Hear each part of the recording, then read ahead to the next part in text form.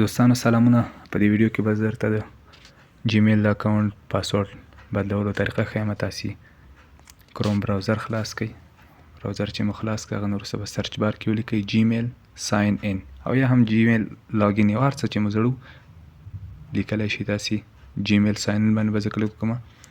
هغه نه وروسته به په دغه ګوګل اکاونټس باندې په دې چې مې کلیک وکړ دلته به سکیورټي اپشن پیدا کړم، هغه باندې به کلیک وکړم او هغه نه وروسته لاندې به پاسورډ باندې چې مې کلیک وکړ دلته به تاسې نه فعلا خو د نیو پاسورډ هغه دی، خو کیدای شي تاسې نه کله چې تاسې لومړی ځل پاسورډ بدلول هغه کوئ کوشش کوئ نو کیدای شي تاسې نه پخوانی پاسورډ هم وغواړي.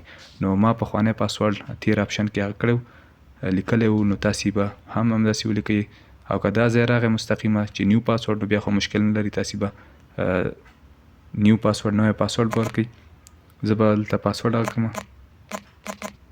تاسې هم کوم پاسورډ چې ورته لګول غواړئ هغه در سره ولیکئ. یو ځل چې یو ځل مو ولیکه نو لاندې به بیا هم هماغه پاسورډ تاسې یې بدلول غواړئ یا نوی پاسورډ ورکول غواړئ تاسې به هماغه ولیکئ او هغه نه وروسته به په چینج پاسورډ باندې کلیک وکړئ. چینج پاسورډ باندې چې مو کلیک وکړ په دغه موبایلونو کې مثلا زما آی ډي خلاصه ده یا زما جیمیل اکاونټ خلاص دی نو دلته وایي چې ته به که پاسورډ دې بدل هم که نو دغه ستا جیمیل اکاونټ یا آی ډي چې ده دا به دې موبایلو کې یعنی خلاصه وي. نو په آخر کې به چینج پاسورډ باندې کلیک وکړو. نو دا وه د نن ورځې ویډیو.